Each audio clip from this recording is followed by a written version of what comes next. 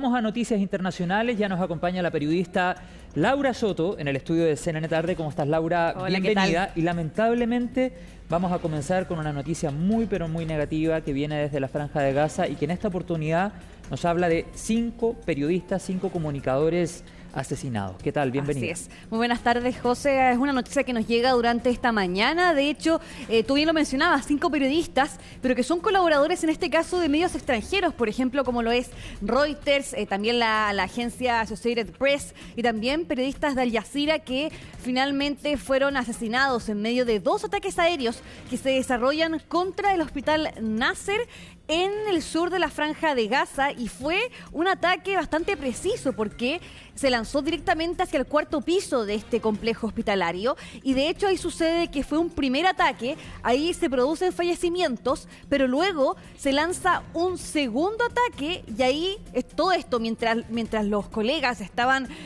sacando a los heridos del lugar, también sacando en este caso a los cadáveres, se produce un segundo ataque y es ahí donde se le produce entonces la muerte a más personas. Se habla de alrededor de 20 personas fallecidas en total, 5 de ellos son comunicadores. Pasemos a escuchar parte del ambiente de este segundo bombardeo que ocurre, el que yo les mencionaba, contra este hospital que justo fue captado ahí por la agencia Reuters.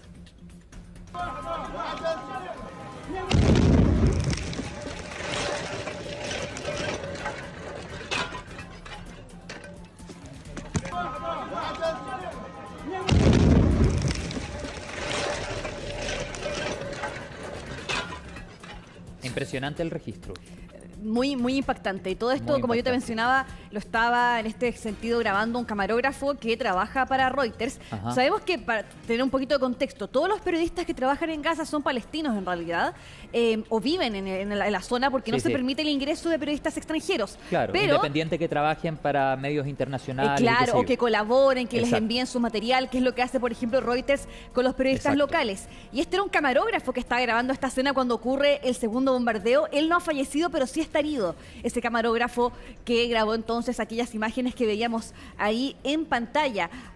Ahora también ha sido en este caso el vocero del ejército israelí quien ha respondido respecto a estos hechos. Recordemos el caso cuando fueron asesinados un equipo de Al Jazeera, y ahí en ese caso el gobierno israelí acusó a uno de estos periodistas de ser parte de Hamas, de básicamente ser un miembro oculto de Hamas, encubierto bajo este medio de comunicación. Esa fue la acusación de Israel respecto a uno de los periodistas de Al Jazeera asesinados, pero en este caso el ejército israelí no hizo ningún tipo de acusación respecto a si definitivamente se pudo haber atacado a uno de estos periodistas en particular o alguna acusación de que fueran parte de Hamas, sino que en este sentido básicamente dicen que van a investigar este suceso y de que ellos siempre están intentando proteger la vida de los civiles, pero que de todas formas esta labor comunicacional sigue implicando un riesgo en medio de estas condiciones de guerra que se enfrenta Israel con Hamas. Esa era la justificación en este caso del vocero del ejército de aquel país. Pasemos a escuchar lo que dijo. Hoy temprano, tropas de las FDI llevaron a cabo un ataque en la zona del hospital Nasser en Han Yunis. Tenemos conocimiento de informes que indican que se causaron daños a civiles, incluidos periodistas. Quiero ser claro desde el principio, las FDI no atacan intencionalmente a civiles. Operamos en una realidad extremadamente compleja. Los terroristas de Hamas utilizan deliberadamente infraestructura civil, incluidos hospitales, como escudos. El jefe del Estado Mayor ha ordenado que se realice de inmediato una investigación para comprender las circunstancias de lo sucedido y cómo sucedió. Ahora vamos a Estados Unidos con la detención de Kilmar Ábrego García, quien es este migrante salvadoreño quien, recordemos, fue deportado ilegalmente hacia su país de origen, pese a un fallo judicial que lo que hacía era prohibir justamente que este migrante fuese deportado a su país de origen por posibles riesgos de ser atacado justamente en dicha nación. Ahora, para darles un contexto de lo que ocurre en este esta situación ahora porque él se ha entregado ante la justicia, ante el Servicio de Inmigración y Control de Aduanas durante esta jornada y según lo que informa ahí el gobierno estadounidense ya está siendo procesado para ser deportado. Todo esto se da en el marco, primero, de que sabemos que Kilmer regresa a Estados Unidos en junio y pasa a ser detenido en medio de un juicio que está enfrentando por un caso federal de tráfico de personas. Se encontraba encarcelado mientras estaba a la espera de aquel juicio en una cárcel de Tennessee. El viernes pasado es liberado y minutos después de ser liberado le llega una notificación a su equipo de defensa, a sus abogados, en la cual se le informa de que si es que no acepta un acuerdo de culpabilidad, podría ser deportado a Uganda. De hecho, acá lo que se había planteado era un acuerdo de culpabilidad en el cual Kilmer Ábrego sería deportado a Costa Rica en vez de otro país, pero que si no aceptaba aquel acuerdo, finalmente sería deportado entonces a, en este caso, Uganda, que es la notificación que llega el viernes. ¿Por qué Uganda o Costa Rica? Porque Estados Unidos tiene acuerdos bilaterales con ambos países en términos de deportación. Ahora, el otro punto es que él no puede ser deportado a El Salvador, pero en la práctica sí podría ser deportado entonces a países terceros. Y es en ese contexto que este día lunes, cuando se vencía aquel plazo donde la oferta para ser deportado a Costa Rica se vencía, se entrega a las autoridades y ahora está siendo procesado para ser deportado, según dijo la propia secretaria de Seguridad Nacional, Kristi Noem, en sus redes sociales, pero no se ha confirmado todavía a dónde va a ser deportado. Escuchemos lo que dijo entonces Kilmer Ábrego García mientras se entregaba a las instalaciones de el ICE, como se lo conoce en Estados Unidos, en Baltimore, Maryland.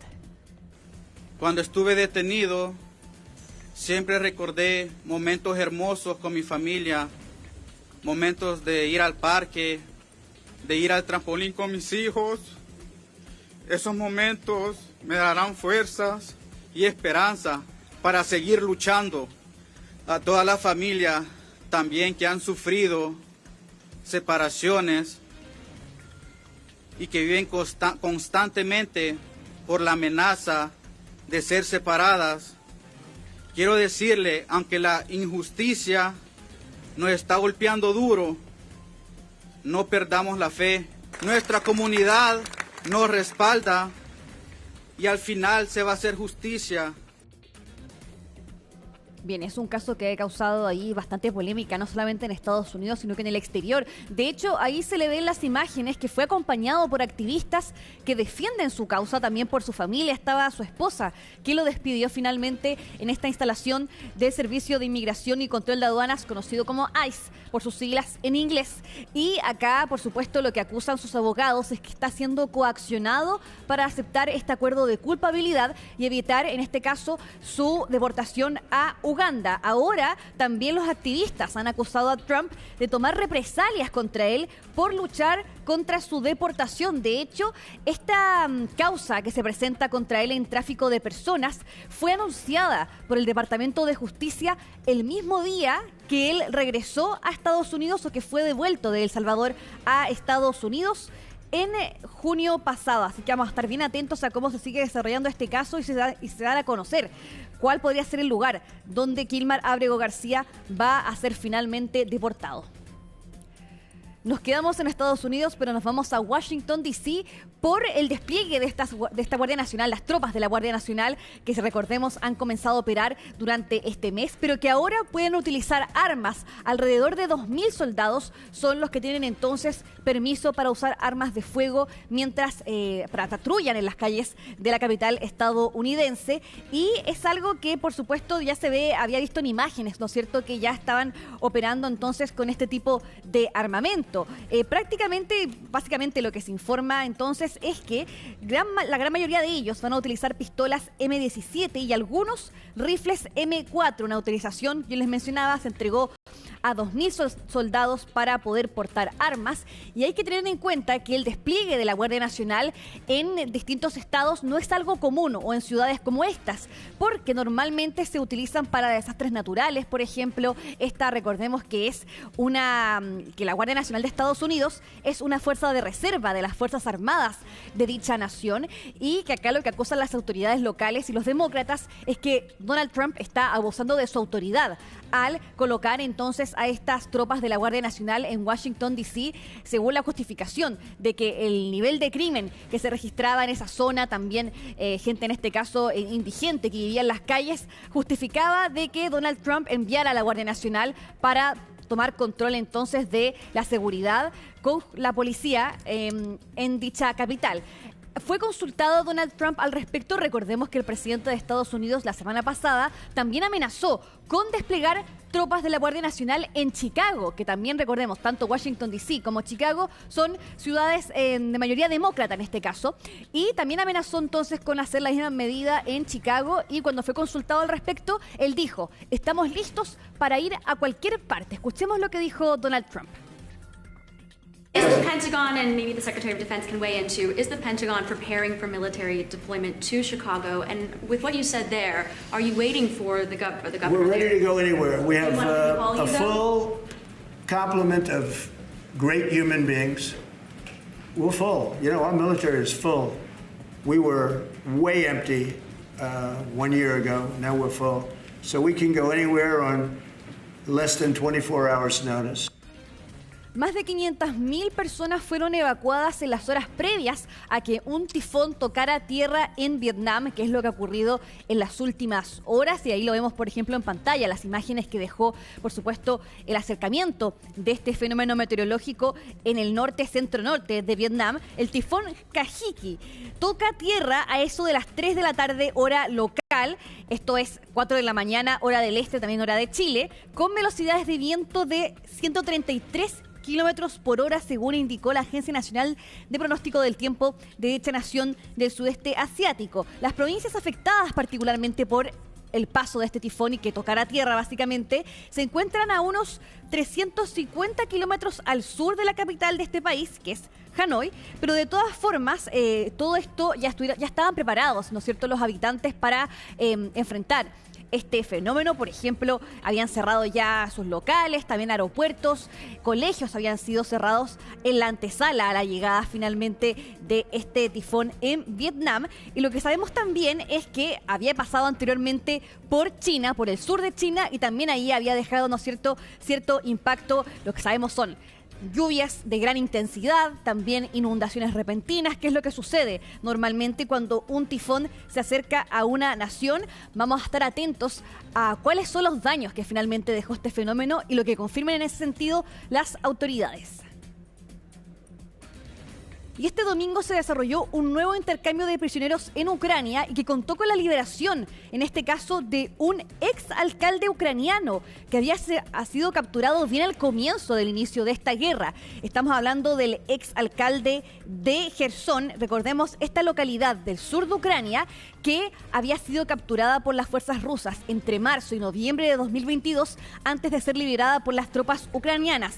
Es Volodymyr Nikolayenko quien lideró entonces esta ciudad hasta 2020 y que había sido entonces capturado en marzo de 2022. Así es. Y hasta ese entonces él se encontraba entonces cautivo como prisionero de guerra y él tuvo la oportunidad, de hecho, de salir en una lista de intercambio de prisioneros, esto a fines de 2022, pero él decidió cederle su lugar a un prisionero que se encontraba en peor estado, me refiero de que estaba gravemente herido. Claro. Y es así entonces que no había sido contabilizado en estas listas de liberación hasta lo que ocurrió este día domingo, que también incluyó ahí más de 100 liberados en un intercambio que contó con varios soldados y también escenas bastante emotivas ahí de soldados ucranianos reencontrándose después de mucho tiempo con sus familias. Sin duda, Laura Soto, además liderando un territorio, Jersón, una ciudad emblemática desde el inicio de la invasión rusa a Ucrania, y dando a entender también, a propósito de su aspecto físico, ha tenido un cambio en los últimos años, pero muy notorio, lo conversábamos fuera de micrófono,